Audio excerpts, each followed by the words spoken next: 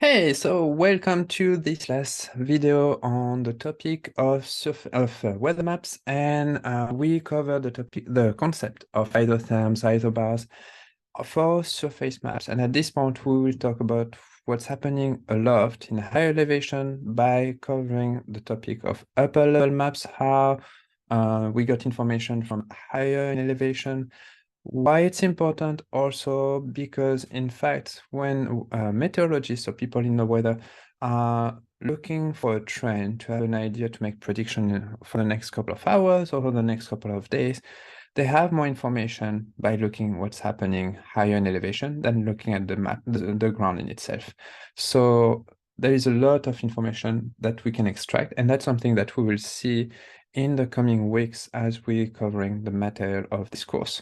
But for now, we're mostly looking at how we can understand the upper level maps and how we can interpret them to extract the information that we need. When usually we speak about elevation as the everyday life, we're in fact using height to express the altitude, such as this graph we saw, which represents the change in atmospheric pressure with the altitude. You see that the altitude can be given in meters or kilometers, or it can be given in miles or in feet, depending on which unit you're using. But that's a usual way to express elevation. We talked about height in meters or miles in some way.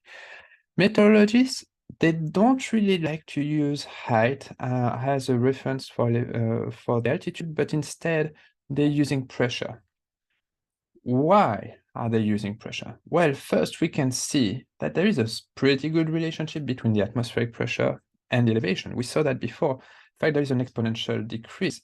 And some mathematicians, physicists, they worked on finding an expression that fit this decrease of pressure. And so we have mathematical equation that exactly represent this decrease of atmospheric pressure with the elevation. So this is pretty helpful, in particular for people working in aviation, so planes such as pilots, those are who are working on preparing the route for the plane's trajectory and all of that. They're using pressure as a term of elevation because they target the trip at specific pressure. And so it's easier to deal with pressure than with elevation. When we use radio sound, so the balloon sounding, the data logger contain already some measurements of pressure. So it's easier to make an estimation of the altitude by the pressure instead of using a GPS to estimate the elevation in meters or in kilometers or in miles. So there is less uncertainty this way. And then, as I mentioned to you, we have a clear equation, a clear relationship between the atmospheric pressure and the elevation. And so for any calculation that we want to make related to the change in atmosphere, the pressure, it's just easier to use the elevation expressed as pressure instead of meters. So the way it happened is, in fact, we consider that for a specific elevation, we'll be looking at, for example, we have two cases, I should mention. We could consider a map where that we will have a specific height, and so, for example, fixed at 1.5 kilometers, and along this map, we'll look at the different pressure. So, for example, I'm crossing the 900 hectopascal right here and there, but then I'm crossing 850 or the 800. But I can also consider a map where I will focus only on a specific pressure. So at this point, I will follow, for example, the 800 bar. And so I will be looking at when this crossing the 1.5, which is only there and there. So we're able to create map either with a constant pressure or with a constant height. And for meteorologists, usually, again, we tend to use mostly the constant pressure map. It's more practical. So we're dealing with maps that tend to be like that. Either the constant pressure map, which is we're fixing the pressure and we're looking at which elevation in meters we found those, or we're fixing the elevation and we're looking at on the map the different pressure we found at that fixed elevation.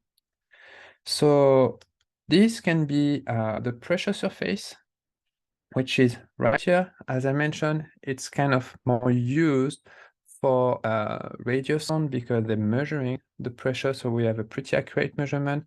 And in general, we have specific height where we're targeting the information. We usually look at least 3 different pressure, or in fact 3 different elevation. We're looking at the pressure of 850 millibars, 500 millibars, and 300 millibars. Those ones will provide us with some different information. Usually this will be kind of a storm tracker. This one, the 500, will be like more general pattern over the next couple of days. And this is a longer time pattern of change of the weather. And so see that for those maps, we have the altitude either in feet or in kilometers. So that's approximately where we're finding those atmospheric pressure. Of course, this change by plate, this change by day, but that's kind of representing you the about altitude at that time. So let's keep working on this pressure map because this is in fact the most common way that we would think of upper level maps where we fix the elevation and we're looking at the different pressure. But again, it's not practical in terms of making mathematical equation and working for modeling and all of that. It's just easier to work with the case A, a constant pressure map, where we do have different elevation. What happened with a pressure surface?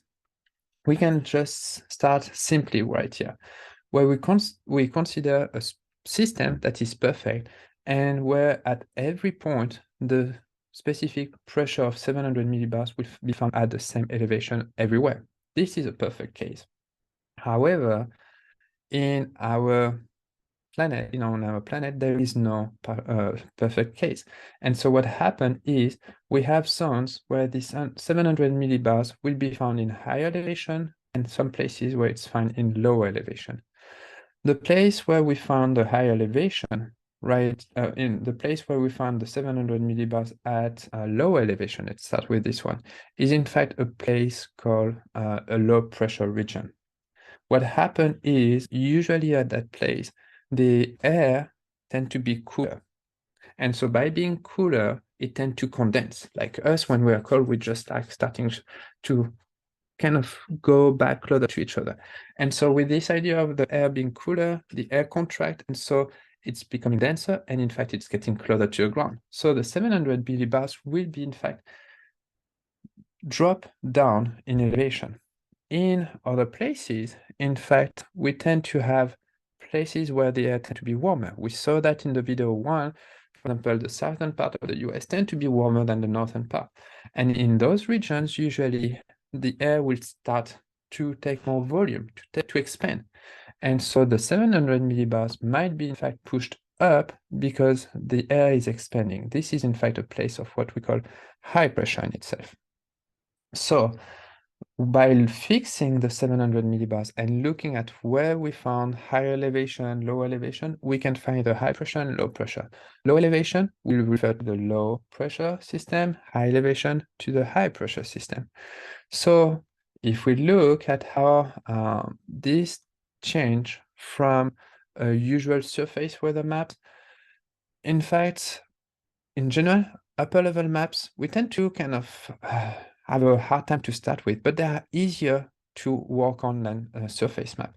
The reason is surface maps are a bit more tricky because there is friction, because there is some topography.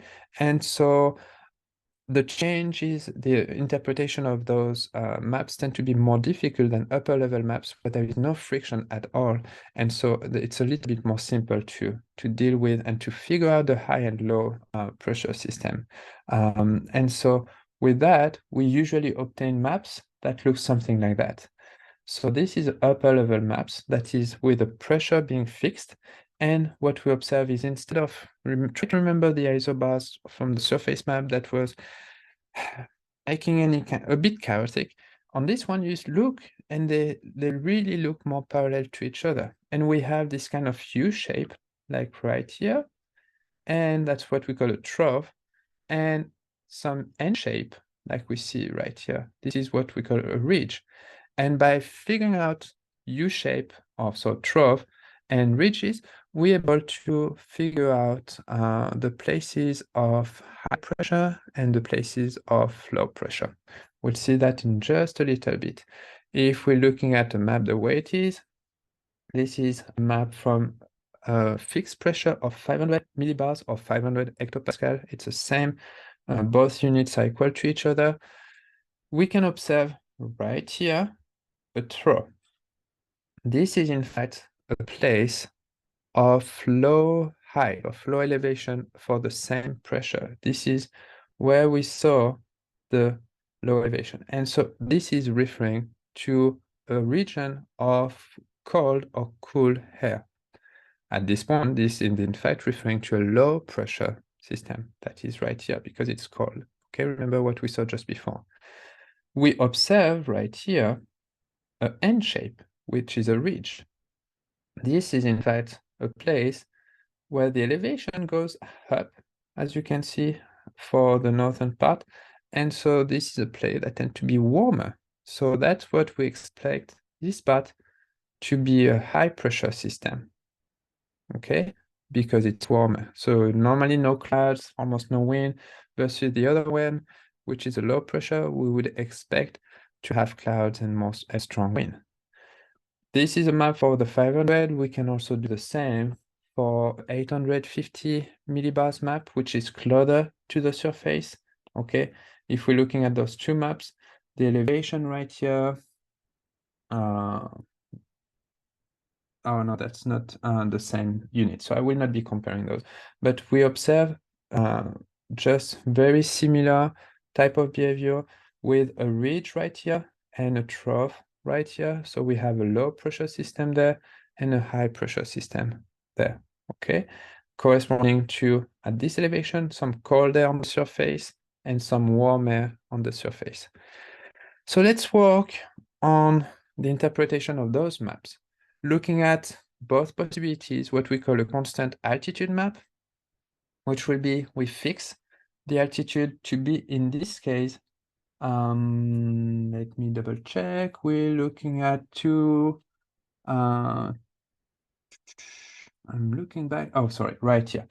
We're looking at 1500 meters, 1500 meters. So we fix the elevation of that map and we say, okay, we're looking at the pressure at an elevation of 1500 meters.